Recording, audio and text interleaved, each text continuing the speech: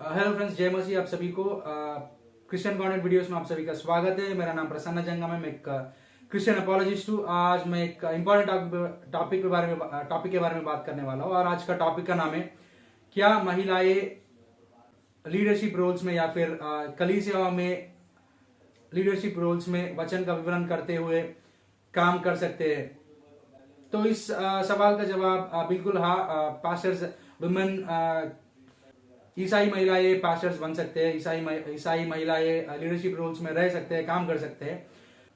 पर हम लोग ऐसे कुछ वचनों को देखेंगे तो ऑब्वियसली पहली तिमोथिस की लिखित पत्री में हम लोग देखेंगे तो दूसरा अध्याय 12 से लेकर 14 तक, या फिर पूरा अध्याय को हम लोग पढ़ेंगे तो ऐसे वचन भी लिखे हैं कि पौलुस प्रेरित ने ये सीधा सीधा ये डायरेक्टली कहा है कि कोई भी स्त्री हो उसको मैं अलाउ नहीं करूंगा चर्च में बात करने के लिए। पॉल ने ये लिखा है कि महिलाएं चुपचाप कलीसिया में रहे और चुपचाप सीखे और पुरुषों के ऊपर आज्ञाकारी बनकर ना रहने देने का आज्ञा लिखा है पॉलुस ने। तो इसको देखेंगे तो लिटरली इसकी अगर कंक्लूजन पे हम लोग आएंगे तो ऑब्वियसली यही समझ जाएंगे कि क्रिश्चियन मिनिस्ट्री में जो है वुमेन का जो रोल है, महिलाओं का जो भूमिका है वो कम्प्लीटली रिस्ट्रिक्टेड है। वो उन लोगों की जो रोल है वो कम्प्लीटली रिस्ट्रिक्टेड है। वो लोग प्रीचिंग तक बिल्कुल भी नहीं जा सकते। ऐसा हम लोग लिटरली कंक्लूजन पे आ सकते हैं। पर ये लिटरल कंक्लूजन है, ये कंप्लीट इंफॉर्मेशन जो होता है उसकी कंक्लूजन नहीं है। तो थियोलॉजिकली हम लोग देखेंगे तो थियोलॉजिकल सर्कल्स में ये एक टर्मिनोलॉजी हम लोग आपसे यूज कर सकते हैं। DCCI कहते हैं उसे, drawing conclusion from complete information. एक ही चीज के बारे में अगर एक ही वचन है तो उसी का अगर वो लिटरल मतलब जो है उसको हम लोग कंक्लूजन्स को मान सकते हैं। कंक्लूजन उस टॉपिक के बारे में उस चीज का कंक्लूजन हम लोग मान सकते हैं। वो भी जब बिब्लिकल कंप्लीट सर्कुलर अंडरस्टैंडिंग जो होता है, हर एक डॉक्ट्रिन का जो अंडरस्टैंडिंग जो होता है उसके साथ कंप्लीटली सर्कुलर अंडरस्टैंडिंग में अगर ये भी रेजोनेट करेगा, ये भी कोहिरेंट रहेगा, ये भी फिट होगा, तब जाके हम लोग उस चीज को लिटरल अंडरस्टैंडिंग मान सकते हैं। पर ये अकेली चैप्टर नहीं है, ये अकेली वर्सेस नहीं है महिलाओं का लीडरशिप की रोल्स के बारे में बात करने वाले पैसेज बाइबल में। तो कई और भी बाइबल में ये लिखा गया है, महिलाओं का लीडरशिप के रोल्स के बारे में लिखा गया है। हम लोग देखेंगे तो न्यायों की किताब 14 और 5वां अध्यायों का हम लोग पढ़ेंगे।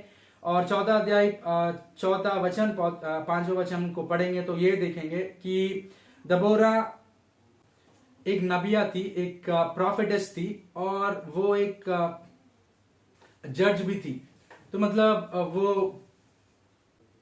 प्रभु यहोवा के नाम में सिर्फ बात ही नहीं कर रही थी या फिर वचन को प्रकट ही नहीं कर रही थी। प्रभु परमेश्वर के रेवलेशन जो थे वो इजराइल की जनता जो थे उन लोगों को बता ही नहीं रही थी। पर तब तक का जितना भी वचन उन लोगों को रिवील किया गया, तब तक का जितना भी वचन उन्हें दिया गया था, उसे यूज करके वो कोर्ट भी चला रही थी, वो एक न्यायालय भी चला रही थी खुद की।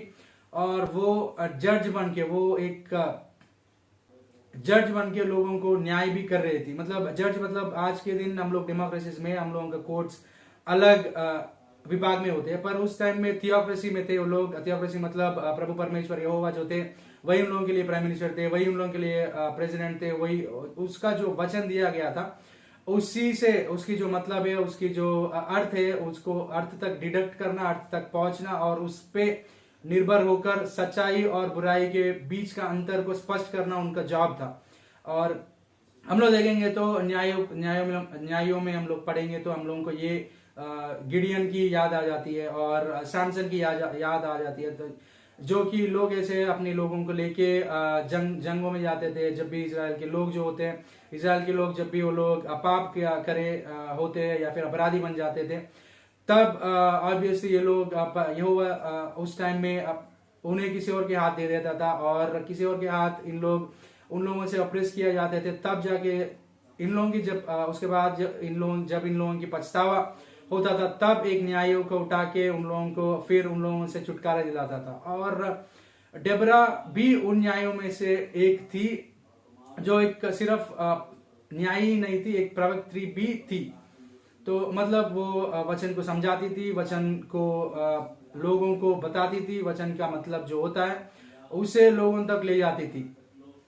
और इस टॉपिक पे दो जगहों पे बात किया गया है, और ये दोनों चीजें जो है कंप्लीटली कॉन्ट्राडिक्टरी स्टेटमेंट्स है। जो चीज पौलुस ने लिखा है और जो चीज हम लोग डेबरा के बारे में जानते हैं, दोनों चीज कॉन्ट्राडिक्टरी है, और दोनों चीज कंप्लीटली एक ही टाइम में सही नहीं हो सकते। लॉ ऑफ कॉन्ट्राडिक्शन में अगर कोई आप में से बाइबल कॉलेज के स्टूडेंट है या फिर फिलोसफी पढ़ते हैं, अपॉलोजेटिक्स पढ़ते हैं, तो आप जानते हैं लॉ ऑफ नॉन कॉन्ट्राडिक्शन वो होता है टू कॉन्ट्राडिक्टरी स्टेटमेंट्स, यानी दो अपोजिट स्टेटमेंट्स जो होते हैं एक ही चीज के बारे में, वो एक ही टाइम एक ही वे में सही नहीं हो सकते। तो या फिर वो सही है या फिर ये सही है। तो एक जगह हम लोग क्लियरली देख सकते हैं कि एक स्त्री प्रवक्त्री है, एक स्त्री एक वर्ड को एक्सप्लेन करने वाली है। तो दूसरी जगह पौलुस ने जो लिखा है उसके बारे में हम लोग देखेंगे, तो इसको कंप्लीटली डिडक्ट करना है। और जो दूसरी जगह पे हम लोग डेब्रा के बारे में जाने हैं, उस बिगर स्टेटमेंट जो है उसमें ये वाली चीज फिट होगा या फिर ये वाली चीज कंप्लीटली उससे कोहेरेंट रहेगा, उसके साथ साथ कंप्लीटली चलेगा कि अगर हम लोग देखेंगे तो ऑब्वियसली अगर उसकी कॉन्टेक्स्ट को फर्स्ट टिमोथी 2 चैप्टर का हम कॉन्टेक्स्ट को पढ़ेंगे, तो कॉन्टेक्स्ट में ये लिखा है कॉन्टेक्स्ट डिसेप्शन के बारे में, कॉन्टेक्स्ट चीटिंग के बारे में। हव्वा जो थी उसने आदम के बाद बनाई गई है, आदम के बाद हव्वा को बना दिया गया है और बनाया गया है। और हव्वा जो है उसने पाप करके उसने वो अपने आप चीट किया गई है और वो अपने आप अपराधी बन गई है। तो बात यह है कि वचन की समझ, वचन की गहरी समझ, वचन का गाढ़ा समझ के बारे में पॉल बात कर रहा है। और उस टाइम में ऐसा था कि नया नया चर्च बन गया, नया नया कलीसिया बन गया है। नया कलीसिया मतलब पहली सेंचुरी का कलीसिया है, पहली सेंचुरी का क्रिश्चियंस है। और महिलाएं जो तब तक थे वो कंप्लीटली सेक्लूडेड थे, कंप्लीटली रिस्ट्रिक्टेड लाइफ जी रहे थे। सोसाइटल एडवांसमेंट वुमेन की कंपेयर टू मेन उतनी नहीं थी। वो लोग सोसाइटल लाइफ की जो चीजें है उसमें उतने इन्वॉल्व नहीं थे वो लोग। तो ऑब्वियसली जितने मेन, इसलिए हम लोग टेम्पल वर्शिप में हाई प्रीस्ट को और प्रीस्ट को, लीवाइट्स को, सर्विंग लीवाइट्स को, उन लोगों का हम लोग मेन को ही देखते हैं, पर महिलाएं उस रोल्स को निभाते हुए हम लोग उन लोगों के बारे में बाइबल में नहीं पढ़ते हैं। तो उन लोगों की वचन की गहराई की समझ या फिर वचन की समझ गहराई में उन लोगों की इतनी नहीं थी, और मन से कंपेयर करेंगे तो उतनी उन लोगों की वचन के बारे में समझ नहीं थी। और समझ ना होने के कारण और आज के करप्टेड वर्ल्ड में, आज के death dominating bodies, human bodies जो है, डेथ का रेंज जो है फिजिकली स्पीकिंग, डेथ की टोल जो है ह्यूमन बॉडी पे, उस हालात में ह्यूमन बॉडी रह के हम लोगों में से बहुत लोग, कुछ लोगों को उन लोगों की विजडम देख के, उन लोगों की समझ गहराई देख के हम लोग चौकित हो जाते हैं। और वो अनकरप्टेबल बॉडी, अनफॉलन बॉडीज थे ईव और एडम का, उन लोगों की कितनी विजडम रही होगी। और क्लियर इंस्ट्रक्शंस थे, क्लियर कमांड्स थे उनके लिए कि आप इस जो बगीचा है, ये जो गार्डन है, इनमें से कोई भी चीज को आप खा सकते हैं, सिर्फ इस फल को छोड़ के। और इतने कहने के बाद भी हव्वा जो थी या फिर ईव जो थी डिसीव किया गई थी। तो डिसेप्शन के बारे में बात कर रहे थे। और न्यू चर्च और न्यूली वुमेन भी चर्च में शामिल हो रहे थे। और उस टाइम में जाके किसी भी स्त्री, मर्द मतलब वहां पे एक्सप्लेनर, वर्ड एक्सप्लेनर, सिर्फ मर्द नहीं, वर्ड एक्सप्लेनर है। और उसका मतलब ये है कि विमेन से मेन तब तक ज्यादा एजुकेटेड थे, मतलब ज्यादा वचन के बारे में जानकारी रखते थे। तो मतलब उन लोगों पे अगर अधिकारी बनने का मतलब जो भी नए क्रिश्चियंस होते हैं, उन लोगों में एकदम एक अलग टाइप का फायर हो जाता है, एक अलग टाइप का जील रहता है कि पहले कोई भी क्रिश्चियन बन जाता है उनको ये लगता है कि मैं कम से कम 10,000, 20,000, 1 लाख, 2 लाख लोगों को प्रभु में मैं चलाऊंगा, प्रभु की ओर मैं उन लोगों को मोड़ूंगा, कि अगर हर किसी को रहता है। पर 1-2 दिन में या फिर 1-2 महीने में उन लोगों के पास वचन की गहराई नहीं होती है, तो गहराई नहीं होती तो लोग उतनी जानकारी नहीं रखते बेसिक इंफॉर्मेशन के अलावा। अगर दूसरी तरफ कोई लोग अच्छा क्रिश्चियनिटी के बारे में जानकारी रखते हैं और क्रिश्चियन क्रिटिसिज्म के बारे में, क्रिश्चियनिटी को क्रिटिसाइज करने का भी अच्छा कैपेबिलिटी रखते हैं, तो ये लोग एक अलग सा कनंड्रम में, एक सर्कुलर थिंकिंग में, एक बीट एंड डाउन फीलिंग में रह जाते हैं और कंप्लीटली अपने ही आप में रोते हुए, अपने आप में बुरा फील करते रह जाएंगे।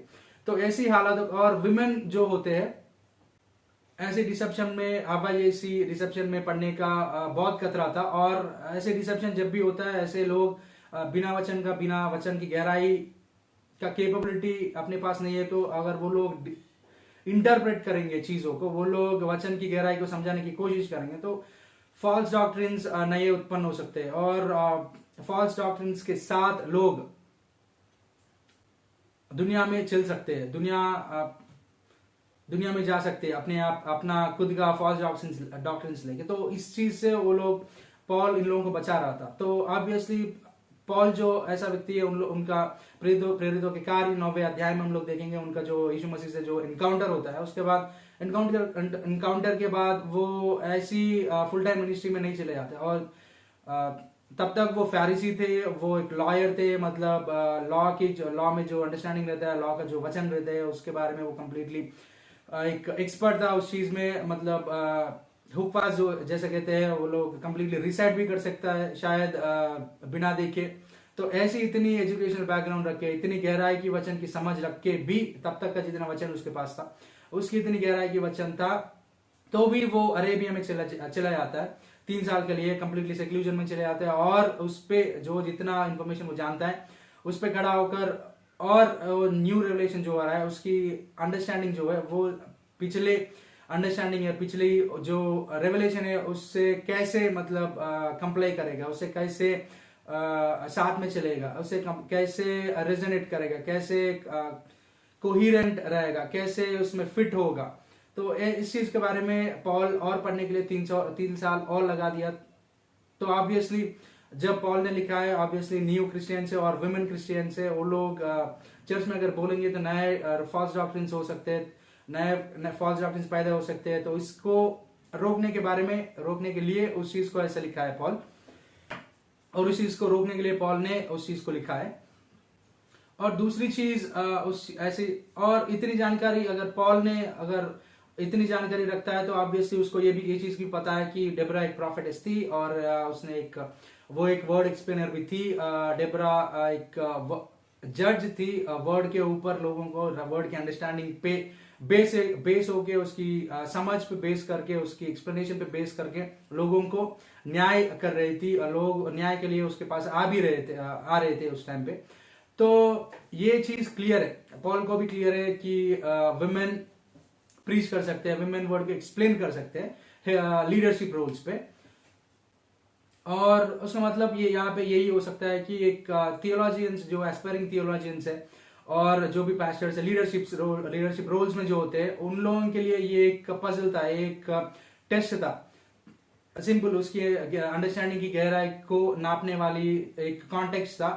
और उनमें से कुछ लोग हार के और कंप्लीटली शार्प एज या फिर कंप्लीटली नैरो और शैलो अंडरस्टैंडिंग के साथ, कंप्लीटली पॉइजन के साथ आ जाते हैं, और ये कह देते हैं कि कुछ सिचुएशंस में हार्श टोन में भी ये भी कह सकते हैं कि वुमेन किसी भी हालत में चर्च है उसमें हार्श लगता है, मतलब लोग नॉर्मल टोन में भी कह सकते हैं, पर हार्श ही लगता है सुनने को। अगर वुमेन जो मिनिस्ट्री में सर्व करना चाहती है, उसको कंप्लीटली उसकी होप्स को, उसकी लाइफ पे कॉलिंग को वाटर डाउन करने का ही प्रयास हो जाता है उसके लिए।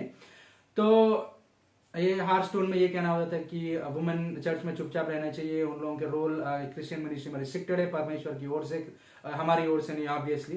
तो कुछ लोग सही में ये सच कहकर भी मान के भी ऐसा बोल सकते हैं, पर बाइबल ऐसा नहीं कहता है। तो उन लोगों के लिए एक टेस्ट है कि complete DCCI drawing conclusion from complete information एक ही टॉपिक पे जो होता है, वो सब इंफॉर्मेशन एक जगह इकट्ठा करके उनमें से हम लोग कंक्लूजन को फिल्टर करके उसकी अच्छी समझ के साथ राइट कंक्लूजन तक आना चाहिए। तो अगर ऐसे करेंगे तो हम लोग ये समझ जाएंगे बाइबल से कि वुमेन पास्टर्स बन सकते हैं, वुमेन लीडरशिप रोल्स में रह सकते हैं, वुमेन कैन प्रीच बाइबल के हिसाब से। पर अगर हम ये भी सोच सकते हैं कि old testament times, new testament times में ये लिखा गया है कि वुमेन को चुपचाप रहना चाहिए, और ओल्ड टेस्टामेंट टाइम में एक वुमेन प्रीचर थी, एक वुमेन वर्ड एक्सप्लेनर थी, एक वुमेन वर्ड पे निर्भर होके वर्ड के एक्सप्लेनेशन पे खड़ा होके एक जज थी। तो जैसा वो स्टेटमेंट है वही आंसर है उस चीज का। न्यू टेस्टामेंट में वुमेन एडवांस थे ओल्ड टेस्टामेंट से, डेब्रा से काफी एडवांस थे, क्योंकि न्यू टेस्टामेंट टाइम में रोमन गवर्नमेंट चल रही थी, पर नए नए तभी वुमेन चर्चेस में शामिल हो रहे थे, चर्च वर्शिप में शामिल हो रहे थे, और कम्युनियन में भी शामिल हो रहे थे, और मिनिस्ट्री में असिस्ट भी कर रहे थे। जैसे प्रिसिला थी, अपनी रेल में अपनी जितनी कैपेसिटी थी उस कैपेसिटी में सर्व कर रही थी। तो ओल्ड टेस्टामेंट में और भी सेक्लूडेड थे और भी रिस्ट्रिक्टेड थे। तो उसी टाइम में एक स्त्री वचन पे निर्भर होकर जज कर रही थी, एक प्रॉफिटेस थी, वर्ड को प्रीच कर रही थी, परमेश्वर की ओर से जो वचन आ रहा था वो लोगों तक पहुंचा रही थी। तो ऑब्वियसली आज के दिन बिना कोई दिक्कत का, बिना कोई हेजिटेशन का कोई भी लीडरशिप रोल उठा सकती है।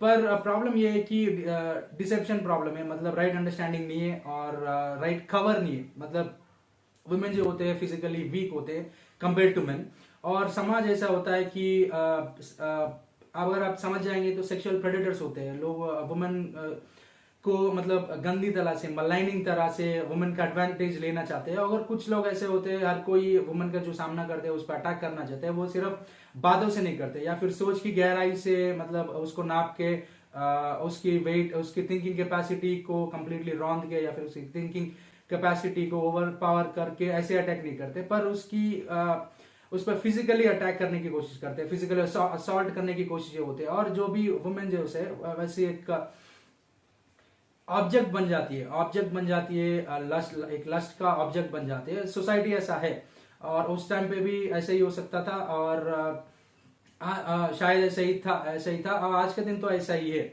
तो एक वुमेन है, अकेली है, लीडरशिप रोल में रहेगी, तो उसके साथ अगर इमेजिन कर लीजिए, अगर उसके साथ अगर 5 लोग और उसका शादी नहीं हुआ है और लीडरशिप रोल है, 5 और मेन है उसके मिनिस्ट्री के कंपेनियंस, तो ऑब्वियसली लोग उसको देख के चीप ही बोलेंगे, लूज टॉक उसके बारे में होगी। चाहे वो जितने भी अच्छी औरत हो, अच्छी महिला हो, अच्छी क्रिश्चियन मिनिस्टर हो, पर भी ऐसी टॉक होता है। तो उसका एडवाइजेबल ये है, अगर पति पास्टर है तो पति जी पास्टर है, तो ऑब्वियसली पास्टर के साथ अगर वाइफ भी पास्टर होगी तो बहुत अच्छा है कलीसिया के लिए। और आज के दिन वो जरूरी है क्रिश्चियनिटी में, किसी और टाइम से ज्यादा आज के दिन वुमेन की जरूरी है, वुमेन पास्टर्स की जरूरी है, वुमेन लीडर्स की जरूरी है, वर्ड प्रीचर्स की जरूरी है। और बालिकाएं जो होते हैं उनके लिए एक सपोर्ट बहुत जरूरी होती है। आज के दिन शादी से पहले और शादी को अप्रोच करते हुए लड़कियों को चर्च के हर एक चीज मेन लीडरशिप के ओर से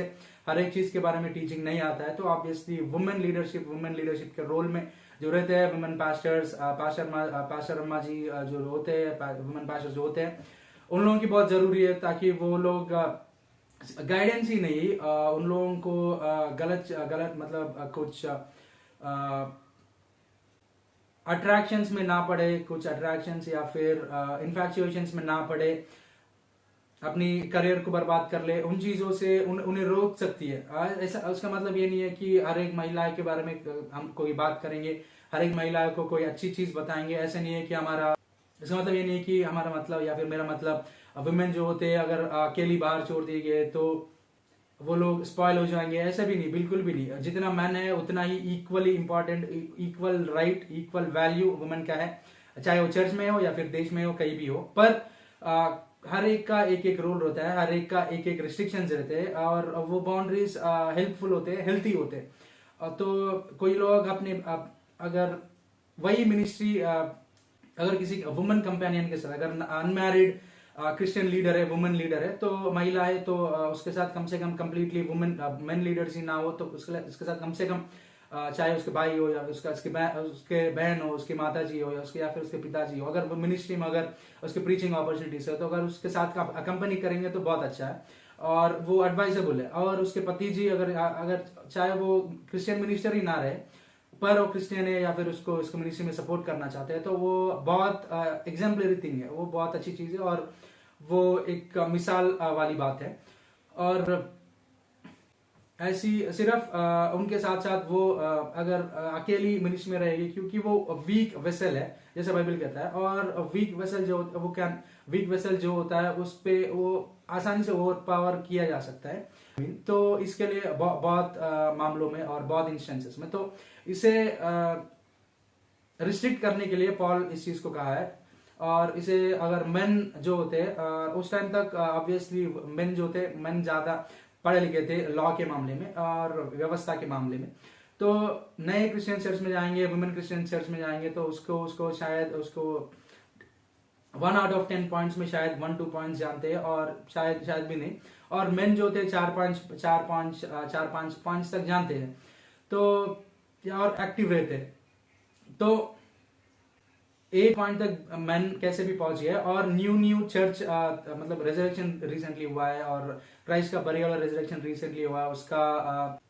तो न्यू क्रिश्चियंस उतनी लेस एकेडमिक इंक्लिनेशन के साथ, एकेडमिक कैपेसिटी के साथ चर्च में जाएंगे, और ये जो फ्रीडम है उन्हें फिर इंस्लेवमेंट की तरह नहीं ले जाना चाहिए, वो पॉल का मतलब था। तो नए चर्च में जाएंगे तो खुद बात करने देंगे तो ऑब्वियसली लोग अपने खुद के कंक्लूजन्स पाएंगे, क्योंकि एक्साइटमेंट ऐसा रहता है कि नए न्यू फाउंड लव जो होता है सैल्वेशन का, नए उदाहरण जो भी पाते हैं उन लोगों का लाइफ बहुत अलग रहता है उसकी प्रीवियस जिंदगी से। तो इमोशन में आके नए खुद की अंडरस्टैंडिंग पे, खुद की कंक्लूजन फॉर्मिंग्स पे आ जाएंगे तो ऑब्वियसली नए डॉक्ट्रिन्स, फॉल्स डॉक्ट्रिन्स पैदा हो सकते हैं। उसके साथ लोग बाहर भी जा सकते हैं, तो दुनिया में जाके लोगों को भी बता सकते हैं। तो इसको बचाने के लिए पॉल कह रहे थे कि वुमेन की राइट अंडरस्टैंडिंग की जरूरी है। वुमेन मिनिस्ट्री है, मिनिस्टर बनना चाहती है कोई भी महिला, एडवाइजेबल है कम से कम 10,000 20,000 घंटों का पढ़ाई करे। 3-4 साल अगर गॉड अगर परमेश्वर अगर रिसोर्सेस को इकट्ठा करते हैं या फिर अपॉर्चुनिटीज है आपके पास तो अच्छा सा बाइबल कॉलेज में जाइए, अगर अच्छे से बाइबल कॉलेज को देख लीजिए अगर हो सके तो। मेक श्योर हर एक चीज प्रोटेक्टेड एनवायरनमेंट है और हेल्दी एनवायरनमेंट है। 10-15,000 घंटे, 20,000 घंटे, मतलब 10 साल या फिर 4 साल कम से कम दिन का 7-8 घंटे पढ़ेंगे तो से आदत कर लेंगे तो कंटिन्यूअस प्रिपरेशन पे रहेंगे। 10-12 साल दिन का 7-8 घंटे ऐसे पढ़ेंगे तो ऑब्वियसली हेवी अंडरस्टैंडिंग के साथ आप भी अपने आप को इक्विप कर सकती है। तो ऑब्वियसली उस महिला हेवीनेस के साथ लोगों को प्रीच कर सकती है। तो ये जो मिनिस्ट्री, ये जो रोल है, तो प्रोटेक्टेड एनवायरनमेंट में या फिर उसकी कवरिंग होनी चाहिए। मतलब एक व्यक्ति है या फिर किसी का पति, किसी का पत्नी बन के, या फिर कोई, या फिर किसी अच्छा कंपेनियन, अगर अनमैरिड है किसी अच्छा कंपेनियन, कम से कम एक वुमेन कंपेनियन रहेगी मिनिस्ट्री में तो बहुत अच्छा है। और उसके साथ कोई उसका मतलब मेन कंपेनियंस रहेंगे तो बहुत अच्छे है, बहुत अच्छा है। और चर्च के कोई कंपेनियंस रहेंगे तो बहुत अच्छा है मिनिस्ट्री के लिए। और वुमेन जो होते हैं सोचते बहुत है और हर एक चीज को दिल पे लेते हैं, हर एक चीज को इमोशनली फील होते रहते हैं, हर एक चीज पे मतलब गहराई से, मतलब जो वेट रहता है जिम्मेदारियों का, वो उन लोगों की पढ़ाई खत्म करके कमाने का टाइम भी नहीं है तो भी वो लोग उस बोझ को अपने पे लेते हैं। कोई बच्चा है, कोई बॉय है, वो स्कूल जाता है, उसका वो फी डिफॉल्टर है, फीस भर नहीं पा रहे हैं उसके पेरेंट्स, तो ऑब्वियसली उतना अपने पे नहीं लेता है, मतलब दिल पे नहीं लेता है। पर अगर संकट में, अगर वही हालात में अगर वुमेन स्टूडेंट है या गर्ल स्टूडेंट हो तो वो एक अंदर ही अंदर रोने लग जाती है कि वो ये अपनी रिस्ट्रिक्शन जो है वो उस पर भारी हो जाते हैं। उसी टाइम में बॉय भी मतलब बाहर जाके वो डिपेंडेंट है, बाहर जाके कमा नहीं सकता, पर भी उसके बारे में उतना नहीं सोचता। पर अगर वुमेन है तो घर में अगर 30-40 हजार रुपया बाहर खर्च करना है, बाहर मतलब अपनी पेरेंट्स को मतलब उतने कमा नहीं पाते महीने में, पर ऑब्वियसली उसके 40,000 रुपया का फीस या फिर 50,000 रुपया का फीस भरना है, तो 20,000 रुपया का फीस हर साल भरना है, तो ऑब्वियसली उसके लिए बहुत डरावनी चीज हो जाती है, उसे मतलब कंप्लीटली वे डाउन करनी चीज हो जाती है। तो वो लोग रोने लग जाते हैं, मतलब कुछ लोग इमोशनल हो जाते हैं, मतलब वो लोग ये सोचते हैं कि उस टाइम ये चीज एक टाइम पे होता था, आज के दिन बाहर जाके एजुकेशन हो जाएंगे या फिर अगर बाहर जाएंगे तो खुद भी कहीं भी जॉब्स मिल जाती है लड़कियों को, महिलाओं को। पर ऐसे सोचने लोग बहुत होते हैं, तो उस टाइम में ऐसे फील होने, ऐसे अपने आप में अंदर ही अंदर दुख में रहने वाले लड़कियां भी बहुत होते हैं।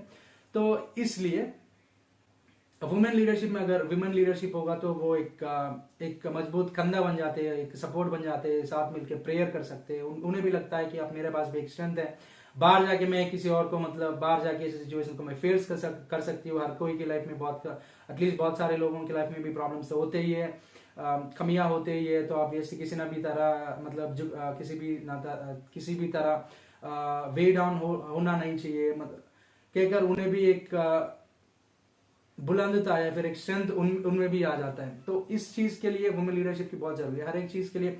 और शादी अप्रोच करने वाले महिलाओं के लिए, या फिर शादी होने की उम्र, या फिर मतलब शादी के लिए भी महिलाओं को प्रिपेयर करने के लिए वुमेन लीडर्स की बहुत जरूरी है। हर एक इंस्ट्रक्शन, हर एक अंडरस्टैंडिंग, हर एक एक्सप्लेनेशन मेन लीडरशिप से नहीं आता है। तो अब ऐसी वुमेन लीडरशिप और ना आना भी चाहिए, और वुमेन लीडरशिप की बहुत जरूरी है। और पहले से ज्यादा आज के दिन बहुत वुमेन लीडरशिप की जरूरत है, वुमेन पास्टर्स की जरूरत है, वुमेन लीडरशिप की जरूरत है, वुमेन में वर्ड एक्सप्लेनर्स की बहुत जरूरी है। ऑब्वियसली हम लोग चर्च के बारे में सोचेंगे तो पहली चीज हमारी माइंड में ये आ जाता है कि एक अच्छा सा बिजनेस कैजुअल या फिर एक फॉर्मल शर्ट पहना हुआ पास्टर जी, या फिर टक करके एक मतलब प्रोफेशनली दिखने वाला एक पास्टर जी। और उस चर्च में ऑब्वियसली चर्च मतलब एक कम्युनिटी, चाहे जितना भी छोटा चर्च हो, एक मतलब चर्च का इमेज है कि वो एक कम्युनिटी है, उन लोगों का फेलोशिप होता है, उसका कमिटी रहता है, उन लोगों के पास एल्डर्स रहते हैं, या फिर एल्डर रहता है, या फिर और डीकन्स रहते हैं, उनका चर्च का एक कम्युनिटी रहता है, और वो एक ताकत बन जाती है।